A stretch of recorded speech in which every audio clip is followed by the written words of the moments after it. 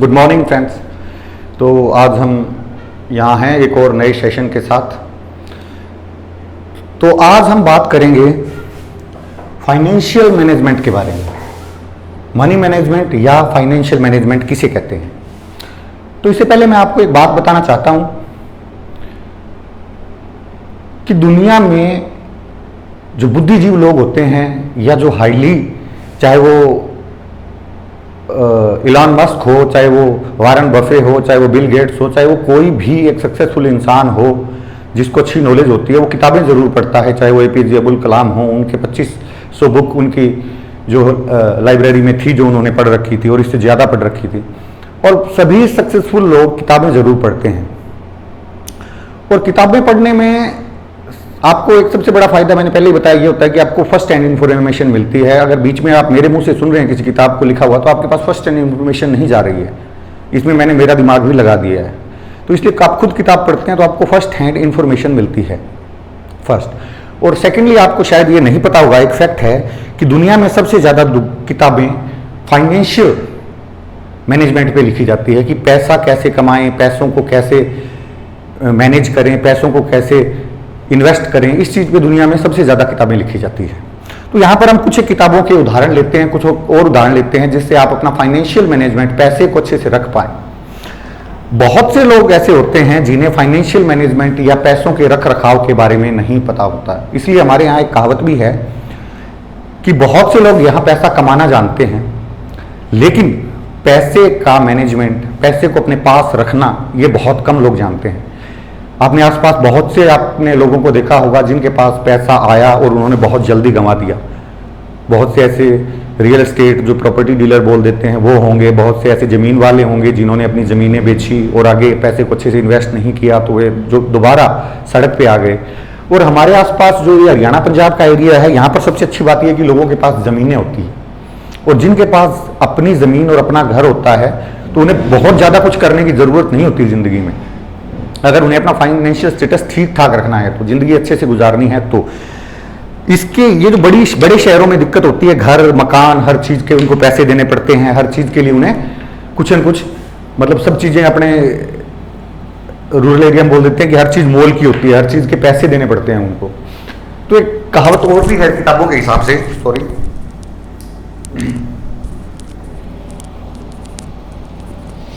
किताबों के हिसाब से एक चीज़ और भी है कि धन वो नहीं जो कमाते हैं, धन वह है जो हम रख पाते हैं।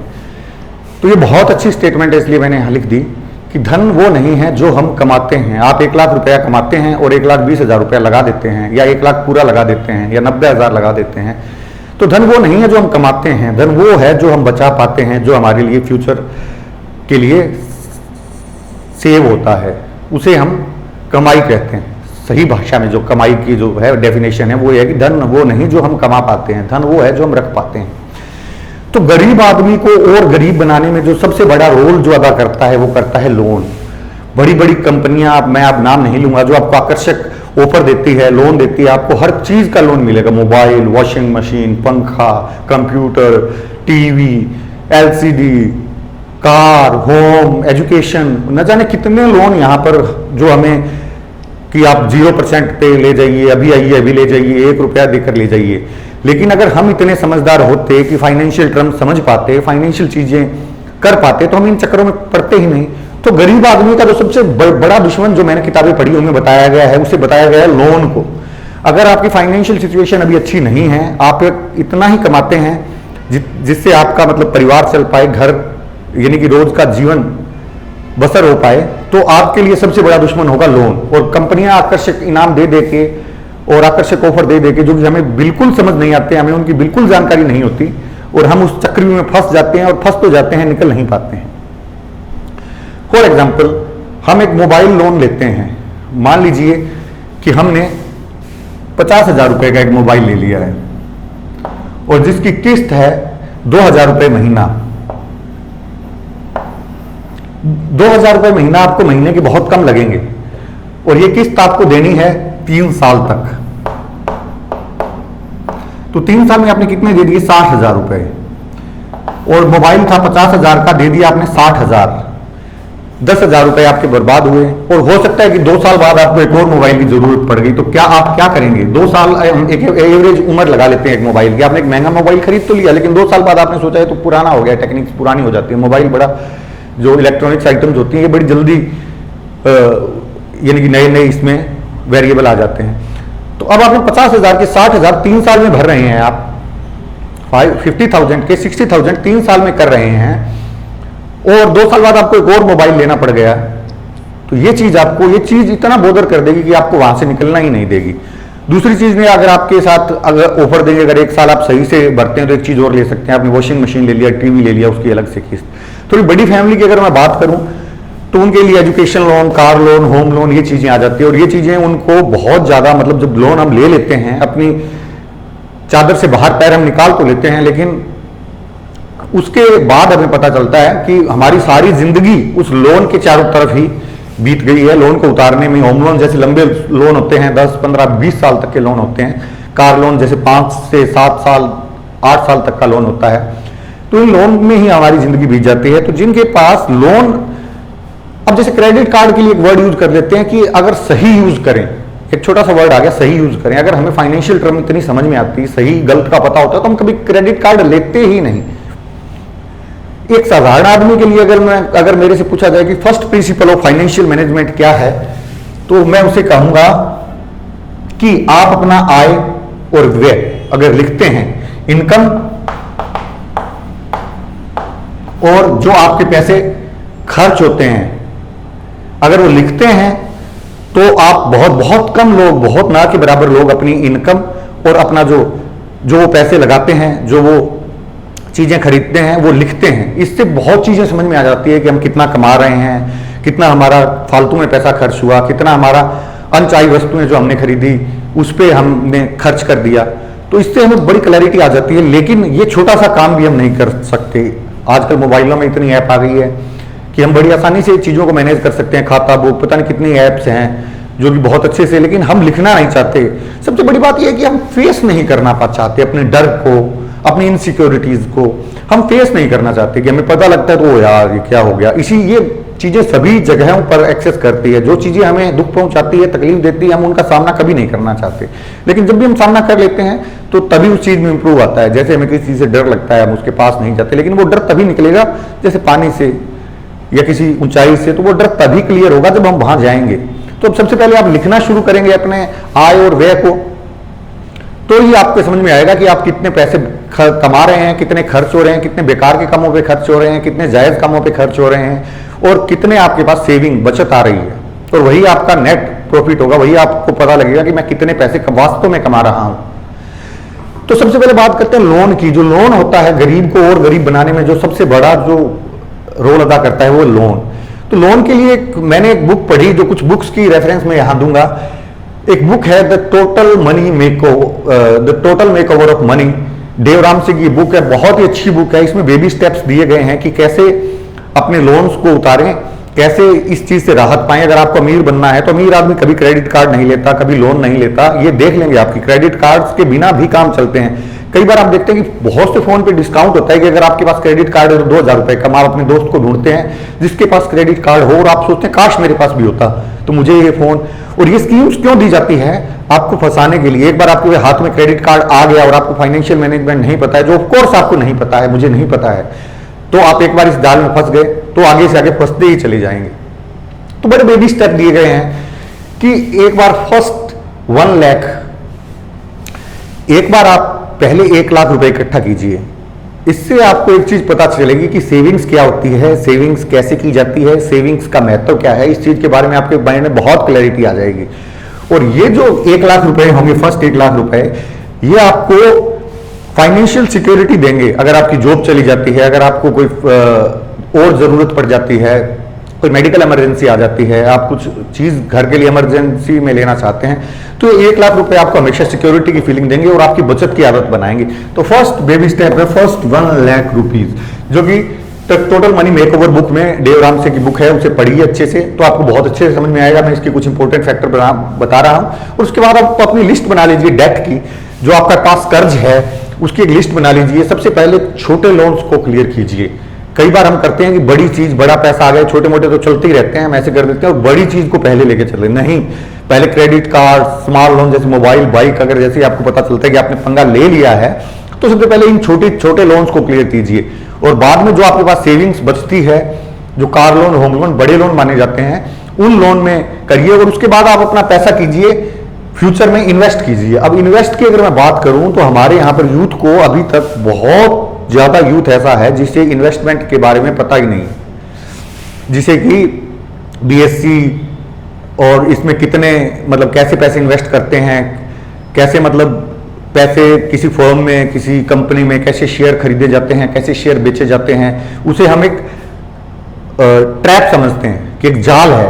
लेकिन वास्तविकता यह है कि जितने भी अमीर आदमी हुए हैं, जितने भी पैसे वाले लोग हुए हैं, उन्होंने सबसे ज्यादा पैसा इन्वेस्टमेंट से ही कमाया है, उन्होंने सबसे ज्यादा पैसा शेयर से ही कमाया। अब हम जैसे नॉर्मल जो लोगों की बात करते हैं, जो समझ नहीं पाते हैं, तो वो कहते हैं सोने चांदी वाले में मत फंस जाना, ये मत खरीद लेना। जो लोग शॉर्ट टर्म में कुछ शेयर खरीद लेते हैं, किसी के झांसे में आ जाते हैं और वो बहुत जल्दी उनको बगैर जानकारी के खरीदते हैं और बहुत जल्दी उनको जब घाटे में आके बेच देते हैं, तो उनके साथ ऐसा अक्सर होता है और वो लोगों को भी सजेस्ट करते हैं कि ये सब धोखा है, ट्रैप। ऐसा कुछ नहीं है, गवर्नमेंट इनको अप्रूव करती है, सब कुछ चीजें बड़े पैटर्न में होता है। इन पे सेबी की जो सेबी है उनकी गाइडलाइंस होती है, उसको ये फॉलो करती है कंपनियां, उसके बाद ये मार्केट में उतरती है। तो हमारी यंग जनरेशन को अभी यही नहीं पता कि पैसे को कैसे इन्वेस्ट करें, तो इसलिए फाइनेंशियल मैनेजमेंट पे सबसे ज्यादा बुक लिखी जाती है। तो मैं चाहता हूं कि आप कुछ बुक पढ़ें। इनमें से सबसे जो बेस्ट सेलिंग बुक है वो है रॉबर्ट कियोसाकी की good rich dad poor dad. बहुत ही अच्छी किताब है ये मैं आपको रेकमेंड करूंगा सबसे पहले पढ़ने के लिए। फाइनेंशियल आपको अगर स्ट्रांग बनना है, बारीकी से चीजों को समझना है, तो कुछ एक किताबों का जिक्र मैं करूंगा। जैसे ये पहली बुक हमने जो जिक्र की है डेव रामसे की, द टोटल मनी मेकओवर, और दूसरी बुक है ये rich dad poor dad, Robert Kiyosaki की। बहुत ही अच्छी बुक है, बहुत ही बेसिक तरीके से समझाया गया है कि पैसे को कैसे मैनेज किया जाए, पैसे को कैसे रखा जाए, पैसे को कैसे कमाया जाए। तो ये बेस्ट सेलिंग बुक है, ये जरूर पढ़ें अपने में। और फिर हम बात कर रहे थे कि अपने फर्स्ट 1 लाख रुपीज की लिस्ट बनाइए, फिर अपने डेट की लिस्ट बनाइए और फ्यूचर इन्वेस्टमेंट, फ्यूचर में अपना पैसा कम से कम जितनी आप कमाई करते हैं उसका 15%। फॉर एग्जाम्पल, अगर आप 1 लाख रुपए पर मंथ कमाते हैं तो 15,000 रुपए आपके इन्वेस्टमेंट में, और इस पे 10% रिटर्न आना चाहिए, यानी कि कम से कम 1500 रुपए रिटर्न आना चाहिए। आप कहीं भी इनको इन्वेस्ट कर सकते हैं, किसी भी फर्म में। अगर आपको फाइनेंशियल कोई जानकारी नहीं भी है, यहां पर हमारे सबसे ज्यादा इन्वेस्टमेंट की जाती है रियल एस्टेट में। रियल एस्टेट एक बहुत अच्छा बिजनेस है, लेकिन बिना जानकारी के, बिना ये सबसे ज्यादा फांसने वाला, सबसे ज्यादा आपको टारगेट करने वाला बिजनेस है, जो जिसको प्रॉपर्टी डीलिंग बोल देते हैं, जिसमें हमारा बहुत से लोग बिना जानकारी के, जिनको एक सिंपल जानकारी है ये जमीन आप ले लेंगे तो 6 महीने बाद इसके इतने हो जाएंगे। अक्सर कुछ हद तक ऐसा होता भी है, लेकिन जमीन जो है, जो प्रॉपर्टी है, वो इतनी सेफ नहीं है जितने लोग सोच पाते हैं बगैर जानकारी के। एक मैं बात यहां ऐड कर देता हूं, बगैर फाइनेंशियल जानकारी के अगर आप कहीं भी इन्वेस्ट करते हैं, वो जमीन हो, मकान हो, चाहे वो शेयर मार्केट हो, कहीं भी अगर आप बगैर जानकारी के इन्वेस्ट कर रहे हैं तो आप बहुत ही गलत सौदा कर रहे हैं। पहले जिस भी चीज में आप इन्वेस्ट करें उसकी अच्छे से पूरी जानकारी ले लें कि हम मेरा पैसा है, ये खून पसीने की कमाई है। और एक आप 2 चीजों में, एक आप जो मैं भी नहीं कर पाता था पहले, कि आप एक कंजूस में और एक सेविंग में, आप एक महीन सी लाइन होती है कंजूस में और एक सेवर में, पैसा बचाने वाले में और पैसा को कंजूसी करने वाले में। एक बहुत छोटी लाइन होती है, उसको भी डिफरेंशिएट करना है। आपको कंजूस नहीं बनना है। अगर आपको किसी चीज की रिक्वायरमेंट है तो उस रिक्वायरमेंट को आप पूरा कीजिए, लेकिन आप अननेसेसरी फालतू की चीजें और ये सब चीजें भी मत खरीदिए। एक और बहुत अच्छी बुक है मॉर्गन हसल की, जो कि है मनी मैनेजमेंट। बहुत ही अच्छी बुक है मॉर्गन हसल की, जिसका नाम है मनी मैनेजमेंट। इसमें भी कुछ रूल्स दिए गए हैं जो कि मैंने यहां लिख रखे हैं।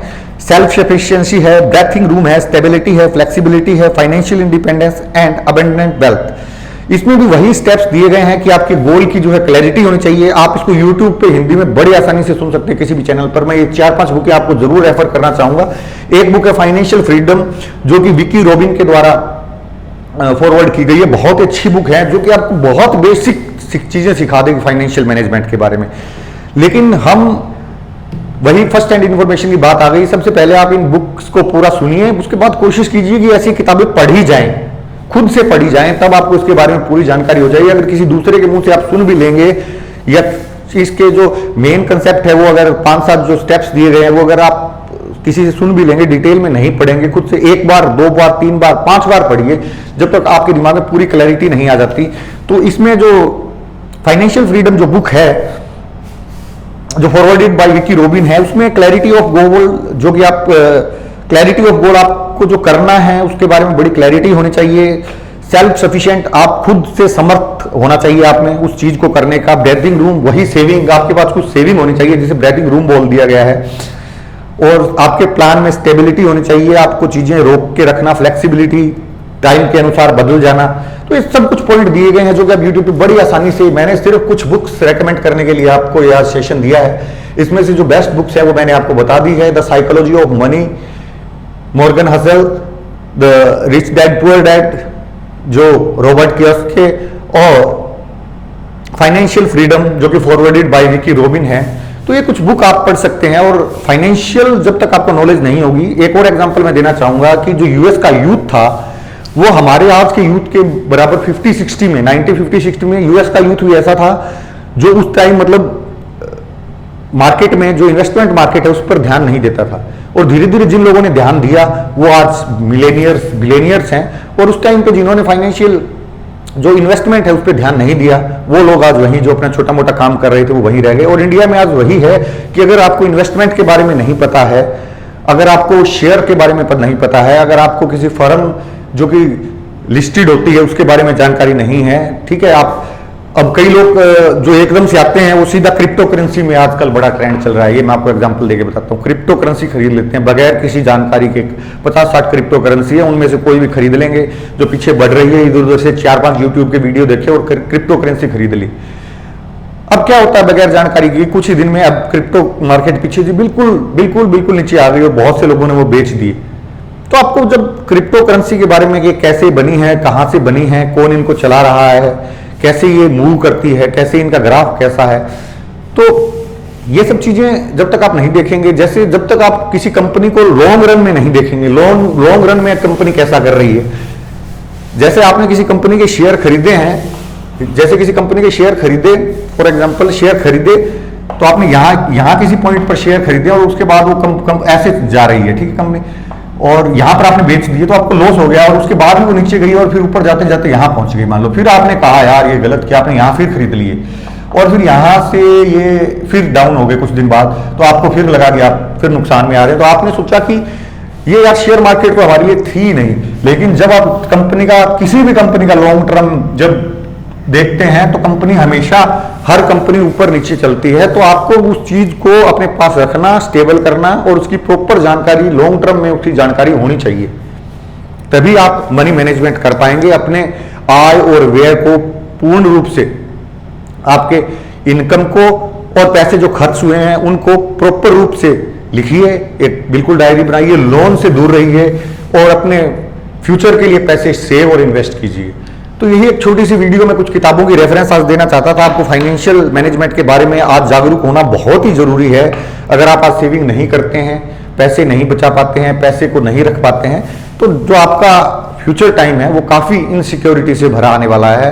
क्योंकि अभी हम जो हमारी जो मार्केट है, जो अभी हमारा जो लाइफस्टाइल है वो यूएस की तरह मूव कर रहा है। यूएस जैसे था आज से 40-50 साल पहले, उसी तरीके से मूव कर रहे हैं। और वहां अभी क्या है, अभी वहां पर अगर आप 25 साल के हैं और अपने फादर मदर के पास रह रहे हैं या कहीं से वापस आ जाते हैं कोई बिजनेस में नुकसान उठा के, तो वहां पर उसको बड़े गिल्ट और शेम की बात मानी जाती है कि नहीं ये बंदा कामयाब नहीं हुआ। हमारे यहाँ एक नॉर्मल प्रैक्टिस है कि माँ बाप के साथ रहना, माँ बाप के पैसों से अपनी जिंदगी को वो करना। और इसी तरह से अगर आज आप फाइनेंशियली अगर आपको फ्रीडम नहीं है, आपके पास इतने पैसे नहीं हैं, तो फ्यूचर में ये आपके लिए बड़ी दिक्कतें लेकर आने वाला है।